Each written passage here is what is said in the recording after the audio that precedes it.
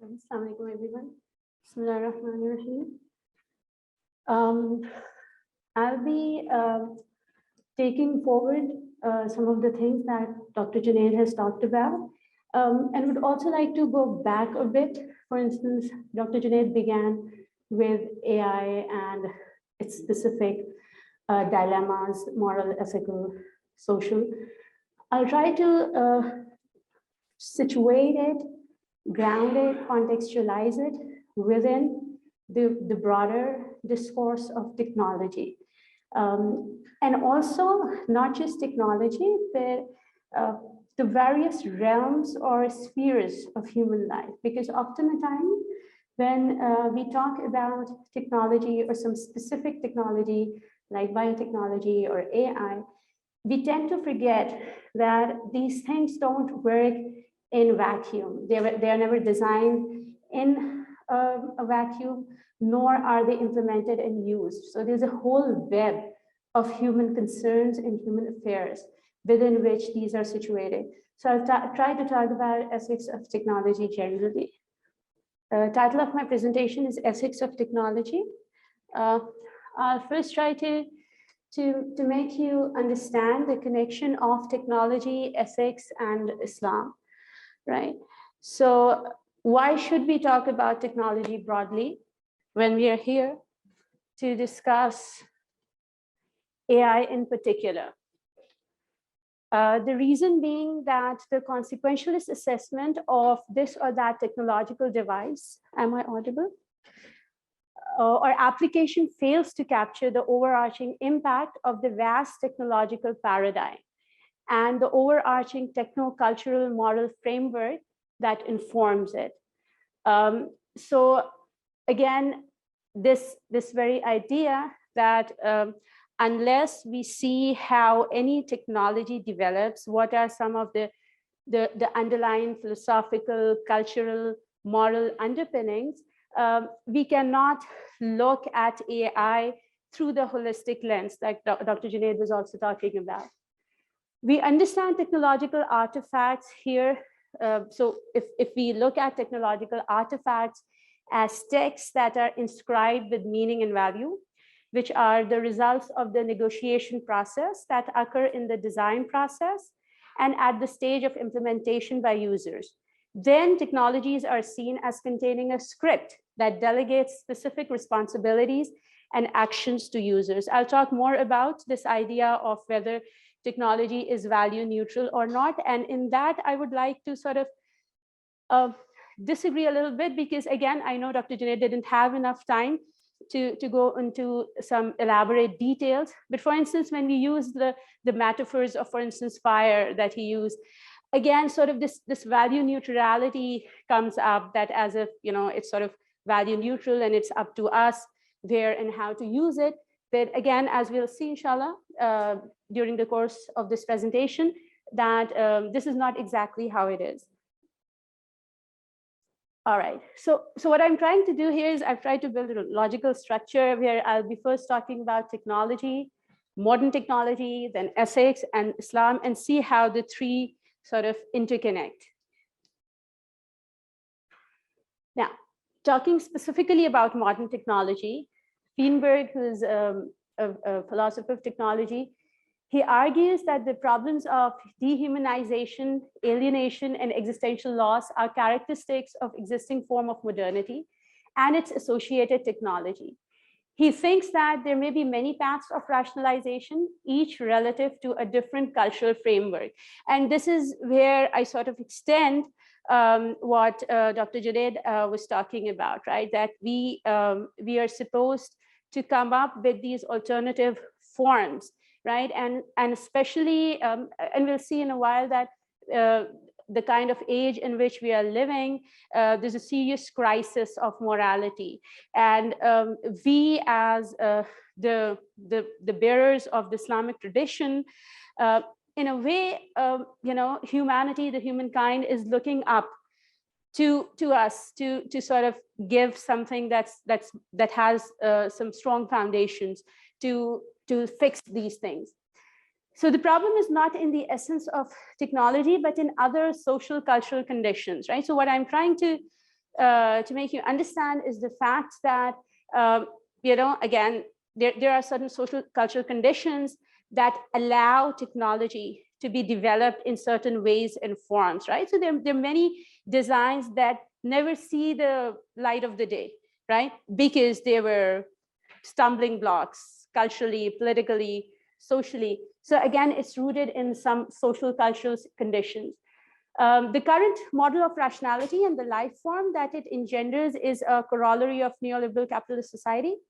We need a conscious construction of technological worlds that support a desirable conception of what it is to be human.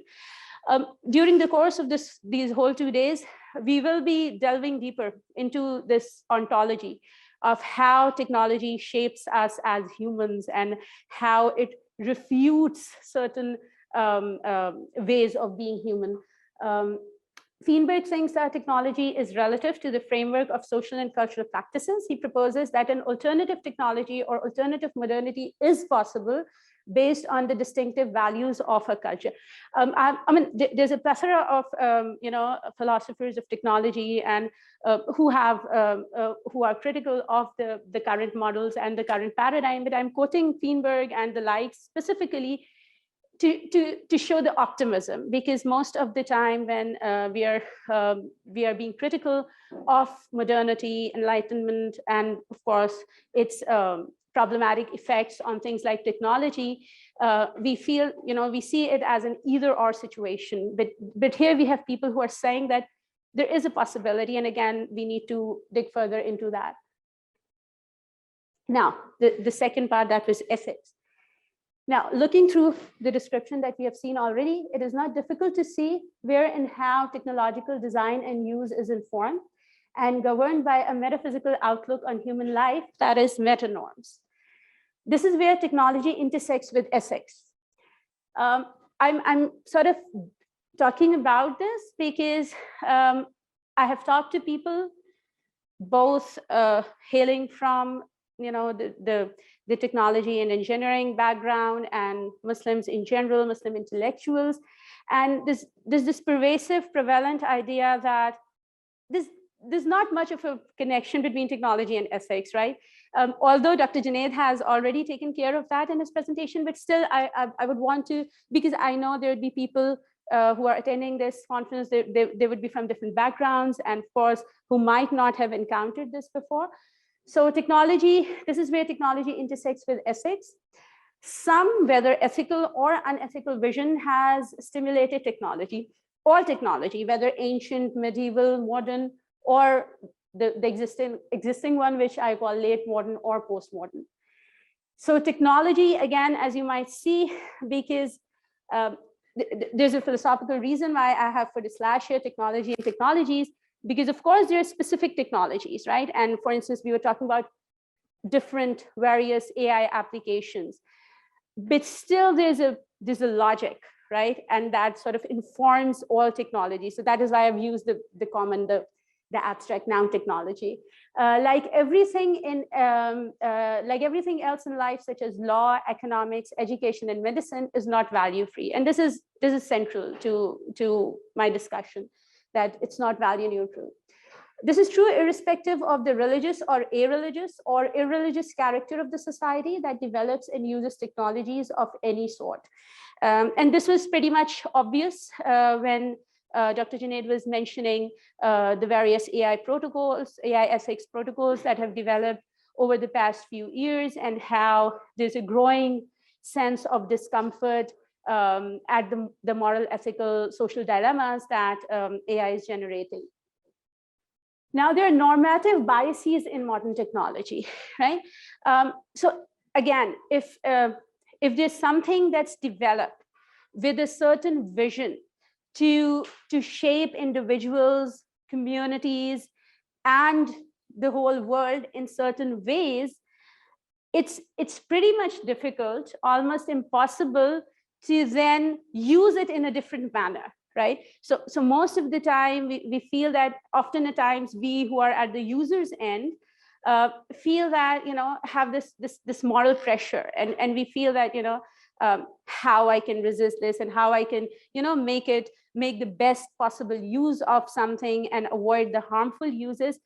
But this is actually not possible, because the script that I talked about earlier and the normative biases that I'm talking about doesn't allow even the fact that some of the technologies or some of the uses could be positive. For instance, Dr. Junaid was mentioning that we could perhaps avoid, traffic congestions with certain applications. And there are a number of other examples. But the thing is, again, that if you're talking about traffic congestions, it's not just the smartphones or the smart devices that are helping us evade that. Instead, we will have to also talk about why traffic congestion is taking place in the first place, right? So the broader discourse, right? And that's what I'm trying to sort of connect those dots that are often ignored, not highlighted in these discussions. So this bias, again, according to, so the problem is not merely the disproportionate range of influence of modern technology, but it's specific normative biases. So even in the more popular literature, we see those concerns that there's a disproportionate range of influence where all human choices are being sort of dictated by these available technological options. But I'm sort of taking it further, saying that it's beyond that. There are specific normative biases. This bias, according to Feenberg, is the result of selecting one design from a multiplicity of technically underdetermined designs according to social norms and interests. So again, underdetermination is an idea, thesis that's applicable in philosophy of science as well.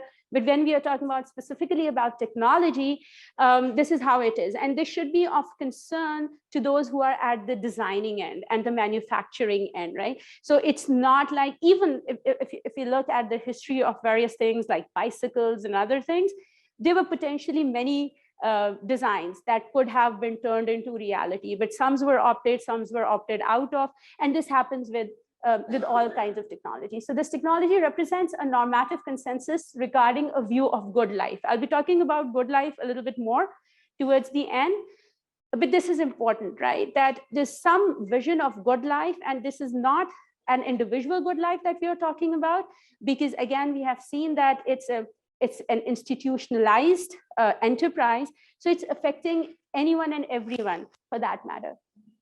So Feenberg calls the unexamined cultural assumptions designed into technology the technical code of the society.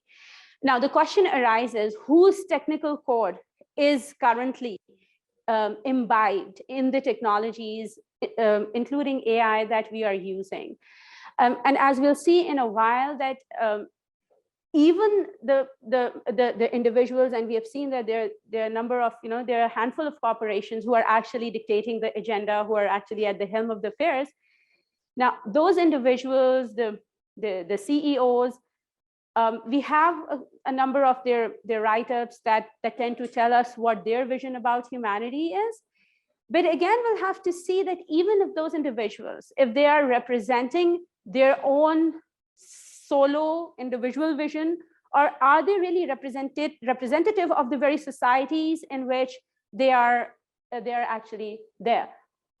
So hence, the pursuit of meaning in any culture is intertwined with technology. So again, things like the good life and meaning, these are the absolutes, right? And if technology is the most dominant form of expression today, then of course we'll have to see, and this is important for our purposes when we are talking about Islamic ethics of AI, because again, many a times we fail to unpack those things and those assumptions. Now, when we talk about morality, I'll talk a bit about the crisis of morality, because again, as we saw in our last presentation, that these technologies are actually coming from the global north. And what is the state of moral affairs there, right? So again, if we go into the past and we look at different civilizations, no matter what, whether it's a Chinese civilization or some African civilization, we see that in each civilization, there were some foundationalist moral principles that were there. Now, the problem is not only that for us as Muslims, that these technologies are coming from the global north, but actually the more problematic fact is that those societies have become morally, they have lost their own foundations. It's coming out of a society that's very ambiguous regarding morality. So they do agree, all the Enlightenment philosophers, ethicists, they agree that modernity needs morality, but being rational, they also claim that the very principles of morality having to do with freedom and human reason and having a specific metaphysics make morality impossible, ushering us into post-modernity, post-humanism, and technologically dictated transhumanism. Because again, transhumanism or these are, you know, the buzzwords these days. So modern ethics, which is hoped to provide the ends for technology and evaluate its value accordingly, is entangled in a self-contradiction. And we can imagine that if this is the state of affairs, whatever is coming out, so all the contradictions that we are seeing, it's not something very unusual. I mean, somebody who knows this would know for sure that this is going to be like that. Whereby it provides no good reason for believing in its own principles and values. The dictates of modern ethics have little purchase on the motivations of those to whom they are addressed. And this is very important, because over the course of last 1 year, when we were actually researching into the currently available protocols for AI ethics generated by Montreal, whatever that organization is, and lots of other organizations such as Google and Facebook, this is something that we found lacking, right? That there's like the code is there, the concern is there, but why are people not motivated enough, including the executives, the managers, and also the designers, the engineers, to actually make it come to reality? So again, we find some sort of an explanation here. So modernity has constructed a conception of knowledge which excludes the possibility of moral knowledge. Morality becomes not a matter of rational scientific belief, but subjective opinion. So again, if the dominant conception of knowledge, the epistemology, is exclusive of morality, then how can we talk about some sort of a moral code that informs each and every technology that is being developed, a good moral deliberation even before the design phase? Now, so now we are moving into something beyond technology, and which is the whole social fabric. So morality cannot retain the authority it needs to play its role in social and individual life. As a result, rationalization and technical manipulation go hand in hand unchecked. Now, post-modernism, which is what we find ourselves in, is modernism stripped of teleology. Teleology is basically the purpose, the final ends, the objectives. So the modernist faith in progress has been undermined in the postmodern world, yet the drive to innovate that fired the engines of progress has been intensified and accelerated. Innovation now constitutes an end in itself, unencumbered with the baggage of final purposes, ultimate goals, or cosmic designs for humankind. So again, if there's a loss of faith in humanism, right? We are beyond humanism now. So those were the ideas that we can make the world disease-free, we can, overcome lots of other limitations, and actually, so there's this idea of meliorism that informed the humanist paradigm. Meliorism, right? We will ameliorate all sorts of problems, etc. Now, this is no longer there, right? For two reasons. One is, of course, more of factual or empirical reasons, right? That we have seen the world, suffer in incredible ways in the past 1 century. So those are more factual reality. But on the other hand, there's this, there's also this loss of faith, right, in the humanist ideals. So logically, what should have happened? People would have become this should have been a lukewarm attitude towards technology, because now there's no longer that higher end that initiated that process. But what we see is actually the opposite, right? Where there's like ever more innovation almost on a daily level. So postmodernity is a realization of this internal contradiction within the Enlightenment doctrine and expresses disenchantment with modern humanist aims and objectives. Postmodern technology is an embodiment of that expression. Now, I'm quoting these other authors, they aren't Muslims, because towards then, inshallah, I'll be talking about the fact there's like that there's a common denominator. There's, there are people who are talking about these things and who are actually talking from a moral vantage point, and there's enough room for us to have those collaborations. So that's why I've quoted these various philosophers and people. He says that the pervasive materialism and violence of late modernity stems from its inability to embrace fully a world purged of any purpose and permanence, and therefore any resulting providential or progressive trajectories. The rapid development of various technologies merely amplifies the predicament. A postmodern telos of no telos, this is actually very important.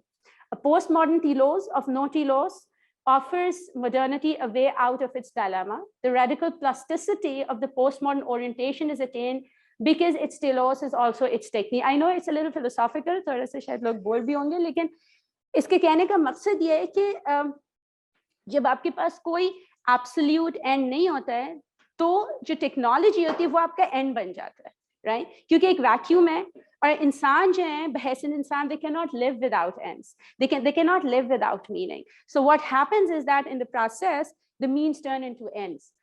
So the postmodern telos of no telos is in fact a telos of technique. Technique becomes telos with the recognition that the world's only underlying and universal feature is information. And we saw that how all of that, information overload and in these things are actually, everyone is talking about. Since information has no inherent meaning, it can be recast, conveyed, and interpreted in virtually endless arrays. And that's what the data industry is banking upon, as we saw. Now, the third part of my talk, and which is Islam, right? So we talked about technology, we talked about ethics, we talked about how those two are related, and now where Islam fits into this conversation on this equation, right? So how does Islam become one part of this tripartite web? Defining Islamic worldview embodied in the Sharia as a broad body of religious ethical guidelines, values, and principles emanating from an awareness of higher truth and reality that is to be used to discern implication for all areas of human life, both individual and collective. Now, this is addressing, so I'm becoming devil's advocate as to, people who will be asking, कि भाई Islam को क्यों घुसा रहे आप इन चीजों में, right? Islam का ये दायरा नहीं है. So to make it more understandable for that perspective, that again, if we are claiming that, Islam and the Sharia is all encompassing, and then if technology is actually with us 24/7, then again, we need to have some conversation between the two. So Sharia is comprehensive as it encompasses both Islamic ethics and spirituality within its fold. Theology, ethics, and law all coalesce together. Again, because often Sharia is translated and understood as Islamic law, but again, what we are envisioning and what we are trying to envision is, a comprehensive overhaul of individuals and communities, right? And this can not only take place through overt law, and Sharia already is very is multidimensional in this sense. So the Islamic ethical philosophy is rooted in the Islamic ontology, cosmology, epistemology, and aesthetics that leads to an Islamic metanorm for the humankind. I hope the listeners be able to connect this to what we did earlier regarding, the metanorms, the script, the technical code that informs the various technologies. So again, Islamic values could be that metanorm. This is why Islamic ethical guideline is to be sought for a sound understanding and assessment of the objectives and uses of technology based on al-haq or the truth. So there are two levels, because redesigning or having a completely alternative paradigm is the second stage. The first stage, because when Dr. Junaid and I started to work on this, we found that we didn't find Muslim voices. So there's enough work that needs to be done to sort of thresh it out and see it as to, how it is working, what are the failures, what are the common denominators. So there's a lot of work that still needs to be done. With the crisis of morality in the late modern world, humanity is ever more in need of the Islamic moral compass with its universal appeal. So initially, when we started off, we were a bit apprehensive, and we were thinking that, again, we are working on a ground that seems to be opening up the corridors for global exchange. And if we are presenting our unique Islamic ethical guidelines, would it actually appeal to others? And then we found out that there are many nodes where we can make it universally attractive and applicable to people who are looking for some sort of a moral guideline, whether religious or irreligious, whatever. So with the crisis of with the crisis of morality in the late modern world, humanity is ever more in need of the Islamic moral compass with its universal appeal. Islamic worldview is needed to usher us into an alternative modernity, an alternative future. And how humanity is looking up to this future is captured in the words of one author, who says that if we have a civilization with its own characteristic ways of thinking, its own metaphysical models, and its own forms of science, then future technologies would be radically different. Such technologies will aim at optimization. Bigger is not always better for an organism, and more is not always a healthy goal. These principles will make a vast difference to the character of artifacts and the system of economics in such a world. Systems of production will not automatically aim for maximum efficiency or profit. Stability, durability, sustainability, and satisfaction will be dominant considerations. So this again fits in pretty neatly with how we see the Islamic futuristic vision, and we'll have more occasions to talk about that. And these are some related other broader concepts, right? Because when we are talking about technology, if we ask anyone, whether a layperson or some expert, eventually, it converges onto some notion of progress. And that's the justification, right? That, it leads to progress. So progress, growth, development, human good, these are usually the premises on which technology, various ventures are justified. So development and use of technology is embedded in the more pervasive concepts and ideals of progress and development. There is an outdated one-dimensional version of indefinite growth, progress, and development through any and all available technologies that is mostly embraced and advocated by the majority of the Muslim intellectuals, religious scholars, politicians, academics, governments, and educated masses. This is the ground reality, despite the fact that this is actually obsolete, right? If we look at within the academia, this is a bygone thesis, right? From very economists are talking about alternatives, sociologists are talking about that, so on and so forth. So there's a newer version of multidimensional human progress that is advocated in the alternative discourse and development, driven by the contemporary psycho-spiritual, social, political, economic, and environmental crisis. This is what has triggered that debate. I mean, that was there even in the 70s. There was this sort of a popular movement, but it didn't succeed. But in the last decade or so, with people seeing the collapse, it has gathered more momentum.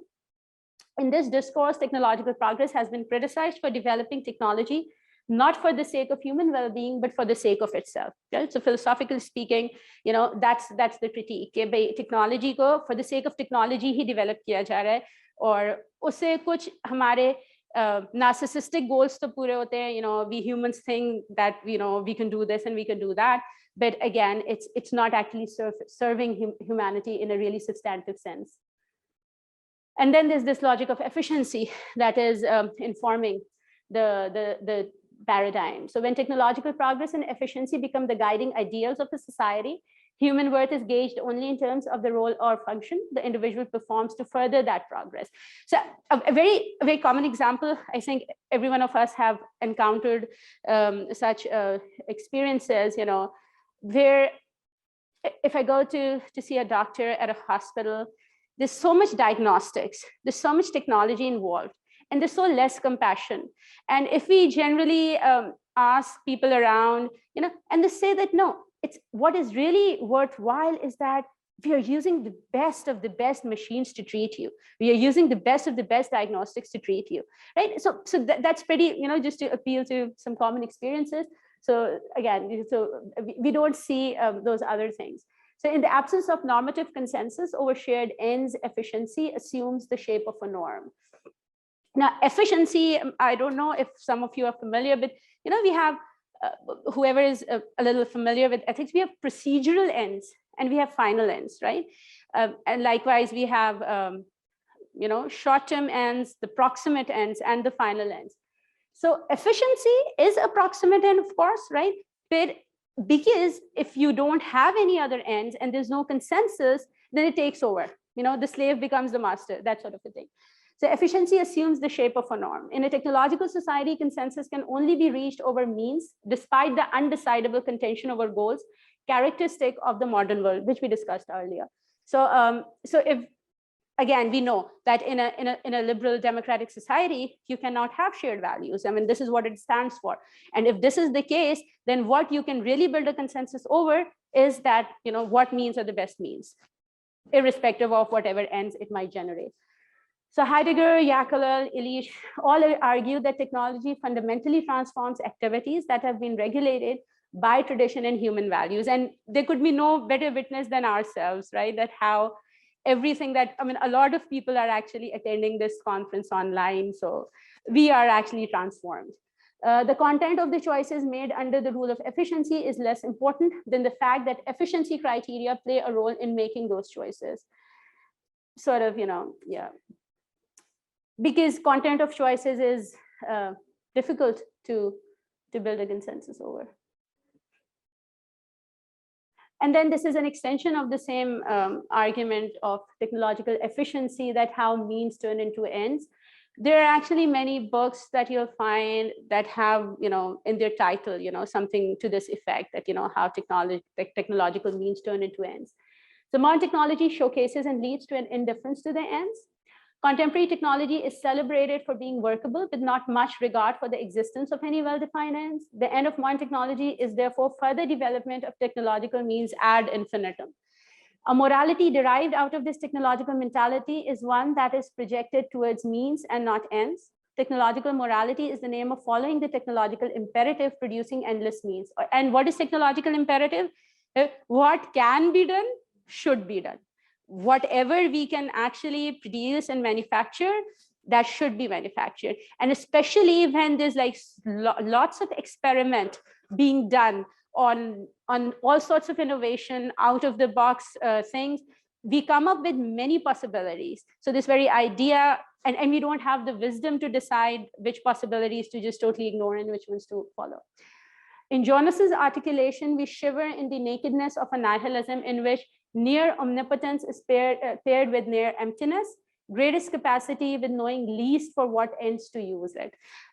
So we have a lot of power, we can control so many things, but again, what we are using it. And having this background, what those corporations, those individuals, or the global north in general, their advocacy for a public morality that should inform and that should control the onslaught of AI, this in itself appears ironical. And that is why, because so for instance, when we were looking up the Montreal Declaration, so they have this updated newsletter every month where they showcase the recent researches. And it's like the amount of work that is being carried out, we cannot encompass that at all. This so much, enormous. But the thing is that they're looking at so many individual problems, and then we feel, why do they eventually fail to come up with a solution? So this perhaps explains that if we don't have that model, it wouldn't eventually succeed. Now, reforming the character of late modern technology, because this is our objective, right? How we come up with some alternative guidelines or a paradigm. Now, the cultural contours in the current technological paradigm are also representative of the old discredited school, the one that we talked about, the old school. There is a growing consensus across various ethical philosophies, religious or otherwise, that number one, a reorientation of this paradigm is required. And number two, this reorientation cannot come from within the precinct of late modern technology that has a special character and pattern of its own. And this is what is being done and what is being attempted, right? That we are looking for solutions from a faulty perspective that in the first place created the problems, right? So eventually we cannot be very hopeful that and this is again these are the opinions of philosophers from the global north. For instance, Carl Michem is a famous pioneering philosopher of technology. He says that this repositioning cannot take place from within. It needs some deeper experience of reality or perspective, which may be religious or metaphysical or both, from outside to act as a source of reflection. And this is where our role actually begins. Does contemporary technology add to the development of human character? Right? The human character is informed by the technological character or script. Again, it might not be very deliberate, but still, so individual engineers might not say that, no, we didn't want people to behave in such insane ways. But then I often ask them, then what did you want them to do when you were developing these things? What you had in mind? They say, we didn't have anything in mind. Now, not having anything in mind, we cannot say that this is a non-ethical position. The very idea that you are least concerned and least bothered about what those products, what havoc they are going to go and create is itself an ethical position, the ethical position that we don't care about ethics, right? So this is, again, the current climate, the way these things are happening. So he says that intellectual and moral maturity in the technological world is seldom an orientation of technology, and you might see the italics. More often, it is proclaimed as the fundamental orientation in and toward technology. तो हमारे यहाँ भी अक्लमंद किसको समझा जाता है? जो pro technology होते हैं, जो लोग इस तरह के क्वेश्चनिंग जिनका पोस्चर होता है, उन्हें कहा जाता है यार ये तो पत्थर के जमाने के लोग हैं. They want to take us back to the Stone Age, etc., etc. And this is very heartbreaking because we have this discourse already in the global north, where like people are trying to question and trying to come up with alternatives, and we are still lagging behind. So I tell people कि जिस तरह हम वैसे technology में lag behind कर रहे हैं, वैसे हम इसमें भी लैग बिहाइंड कर रहे हैं, तो हम जैसे हर चीज एक डेकेड बाद करते हैं. So that's how we are facing. Hence, the metonyms of techno-culture do not allow for substantial character reform through formal and informal education. This is ironical, since this change in human character, especially of the ones who envision, design, and control technology, is a prerequisite for changing the character of technology. I'll unpack this a bit. Inshallah, we have lined up one panel discussion on the role of education as well. But the problem is that we need individuals. We need individuals with insight, foresight, wisdom, who can design it.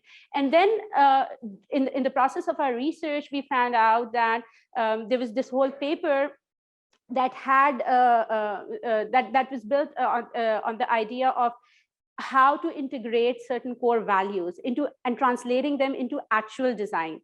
And there were many points of problematic points that that paper talked about, that, because if we have a policy guideline, it's not something that's purely black and white. It's not like the numbers or the passwords that we plug in that anybody for that matter could do that. You do need people of wisdom to do that, and not just a few people who are perhaps the policymakers, but actually a critical mass of people who have the wisdom and knowledge and foresight कि हम जो कर रहे हैं उसके eventual क्या repercussions होने वाले हैं. But that's the problem. Now, how do we have that set of people? Because the way our children are being raised, are brought up, so technology is raising them. We have smart schools. We have people talking about the fact that they are teaching robots, etc. And AI is used a lot in education, even elementary, primary education. So again, if that's how people are being raised, we cannot expect much from them, right? So it's a chicken and egg problem, and that's one of the ironies of the times that we are living in. If character building virtues like moderation and self-control do not fit into the current technological schema, then a critical analysis of the present dysfunctional, one-dimensional technological framework needs to be done through a living and vibrant Islamic theology and ethics. Living and vibrant, I've added these qualifiers purposefully because, of course, the repository of knowledge that we have, it needs to be rethought, and there's this whole project of Kalam Jadid that's in the making, and I've talked purposefully of theology because, again, when we again, merely talking of ethics is enough if you're talking about, let's say, just one thing like ventilators. But when we are talking of technology on the whole, we cannot leave out theology from our discussion.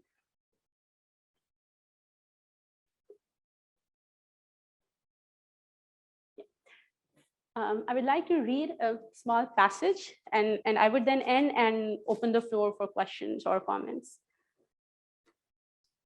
According to Wenner, since technologies provide structure to human activities, they not only aid human activities, but reshape those activities and their meanings, creating new activities with new ways of defining the good, the self, and the community. Habits, perceptions, concepts of self, space, time, social relationships, and ethical moral decisions are restructured by technological development.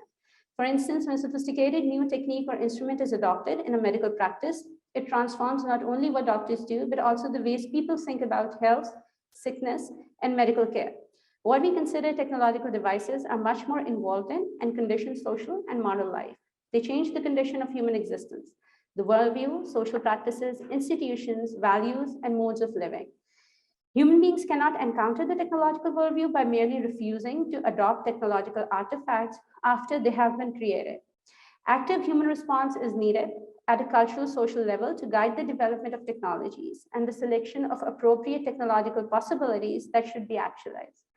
According to Joseph Pitt, the ability to select those technologies I want to be associated with is important to who I am and who I will become. It is difficult to be truly active in making technological choices today when technological devices are most often imposed on us, forcing us in many ways to adapt to them if we wish to survive in the contemporary world, despite being fully aware of their harmful implications, religious, spiritual, or existential, intellectual, emotional, or psychological, and socioeconomic. Some people might be willing to give up their automobiles that have higher level of energy emissions and consumption, or some technological gadget for the environmental cause. However, it is extremely difficult to give up altogether the idea of owning a personal vehicle. The reason is that in contemporary technological culture, technological choices are interconnected with the individual and social lives in such a way that by renouncing some of the technological devices that are detrimental to one's worldview and cherished objectives, one simultaneously loses the opportunities that are conducive to the attainment of one's objectives. And that's the irony. New technological devices have been assessed even by Muslim scholars and jurists for their efficiency, ability to make profit, convenient service, and response to an immediate need, without due consideration for the broader significance of those devices. Effects such as environmental degradation or increased consumerisms are often considered undesired side effects, whereas in reality, they are inevitable consequences of the logic of efficiency and consumption operating behind technological design and development. It has been argued that people can and do practice their respective faiths while using the same technologies, and this is very prevalent. The same argument can be inverted because despite belonging to different faith groups, people globally use the same technological devices, which in most cases remain unaffected by the respective value orientation and visions of good life each faith tradition holds. Although religious appropriation of technologies is now being attempted by some conservative groups, original technological design often limits the actualization of certain religious values and attitudes, such as those of contentment, gratitude, and piety, promoting technological virtues like innovativeness, efficiency, and consumption. As one writer comments, as merchandise originating in the West is eventually diffused to all parts of the globe, Occidental cultural values and attitudes, including those advocating pleasure as the sole good, become universalized. An overview of the historical development of technology in the West in the context of other related cultural features, notably the capitalist economic order and modern science, facilitates an understanding of the phenomenon of technological progress. Beliefs and values underpin the apparatus of a cultural system. Discussion of the values identified as relevant to technology, namely the dominance of man over nature, supremacy of reason, emphasis on individualism and change, and the existence of human happiness as the supreme good, explain why modern technology originated in the West and why firms in Western Europe and the US continue to lead technological innovation. My argument is that the contemporary technological advancement is taking place within a culture undergoing crisis of meaning in the wake of postmodernist ideas that have deconstructed modern secular ideology of progress and humanism. Technological progress is no longer seen as an undisputed social good. Rather, one realizes with every social, ethical, economic, and environmental catastrophe generated by technology, that technological progress in every aspect of life gives rise to its own set of problems. In the absence of substantive ethical values and objectives, technological norms of functionality, efficiency, effectiveness, and productivity have taken precedence over other value and norm systems, such as ethical and political ones. Technological developments appear purposeful from a local, limited perspective, such as that of companies and firms. When seen from a global perspective, one cannot find a single ethical thread that unifies technological development in different areas. Now, Muslim thinkers, scholars, and policymakers have stressed the evolution of Sharia according to the changing needs. Muslim scholars and jurists often respond to technological innovations once they have already been introduced into the Muslim societies. The assessment of technologies is usually undertaken in a piecemeal fashion. Currently, no intellectual ethical framework is used by Muslim scholars to direct the technological endeavor and determine appropriate technological goals in Muslim societies. In the absence of a coherent value system to anchor technological choices, Muslim scholars and jurists have no option but to analyze technology-related questions on a case-by-case basis. This usually results in incoherence. A concatenated Islamic approach to technology is important. To resist technology become the criterion or standard of the good life. The technological choices and solutions in a Muslim society and culture need to be of an inclusive nature. This is because the Islamic idea of human welfare includes both individual and societal welfare in all imaginable dimensions. Muslims need a technological environment where having the freedom to choose among various technological means, all available options are synchronized with the Islamic idea of maslaha or well-being. Thank you. Subhanakallahumma wa bihamdika, nashhadu an la ilaha illa anta, nastaghfiruka wa natubu ilayk, wallahu a'lam.